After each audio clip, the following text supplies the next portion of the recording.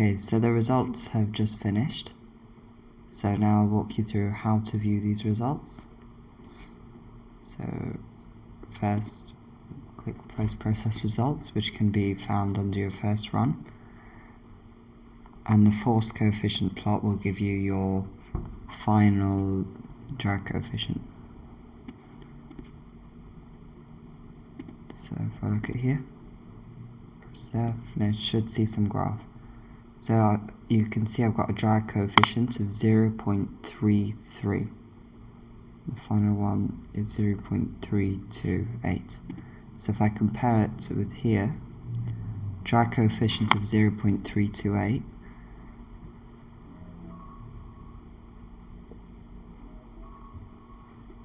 is similar to like a Opel Vectra car. So if I look up what that is,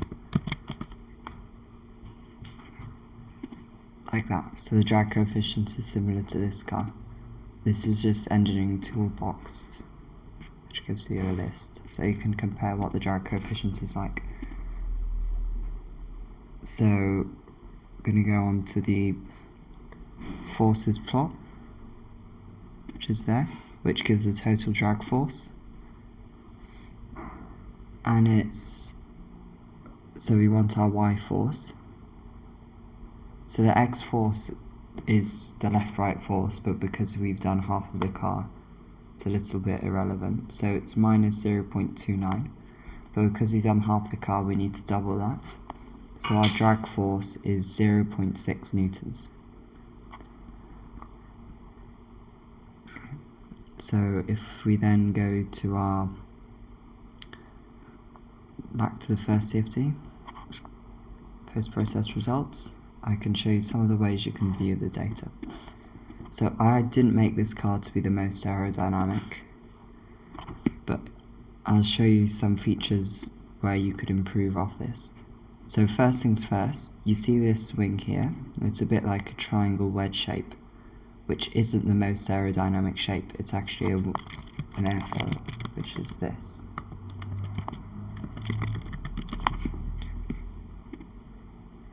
Something like that, with the wind direction going this way, left to right. So if I go back.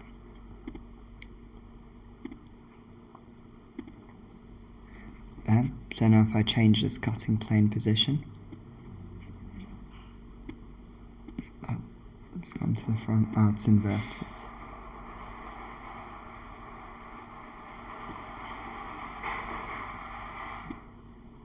As you can see, directly behind this there's a low pressure zone, which is quite bad for the car. But if it was a streamlined body, there'd be no low pressure zone, so much lower drag.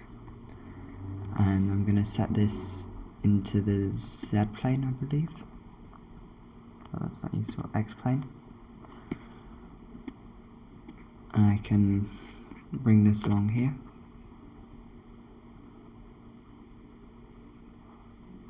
To see the streamlines. So a couple of terminology you should know. This is called the wake at the back, where you can see all the dirty air, kind of. We want to reduce the wake. This is a low pressure zone, and in the front you see your high pressure zone. So I've coloured by velocity magnitude, but we can also colour by pressure. Red is high pressure, back is low pressure. So in our velocity magnitude, blue is slow moving air. As you can imagine, inside the wheels there's obviously no movement, and at the front there's obviously low movement, and the back very low movement. You see again here, this triangle shape doesn't perform that well in CFD, because if we had a actual smooth shape, it'd prove much better. So another type of analysis we can do is an ISO surface. I can show you first. So that kind of shows you the different layers of velocity around the car. So this is a 15 meters per second. I'll go a bit lower so it's a bit more defined. Let's go to 10. A bit more, 8.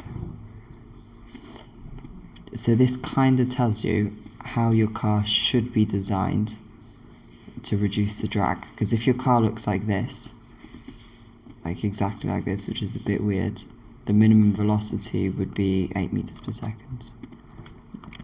If your car looked like that, the minimum velocity would be 15 meters per second.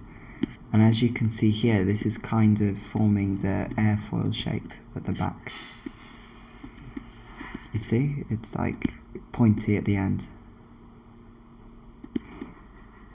So yeah, I think a lot of the drag comes from this area here, the halo.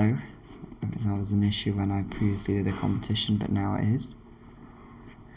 So the final useful thing we can do is a particle trace. So I'm just going to show the part again.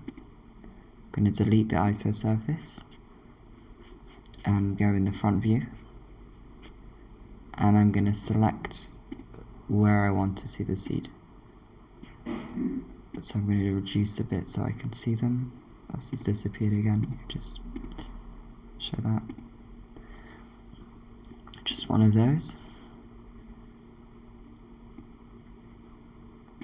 Yeah, and now we can see a bit about the car.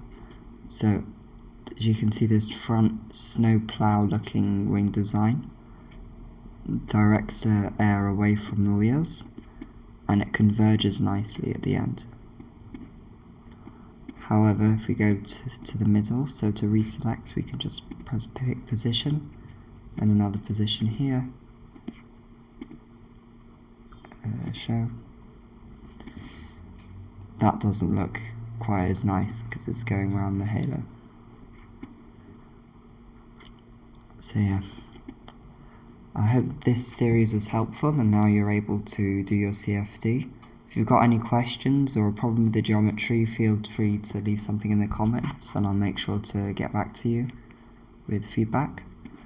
And thank you for watching.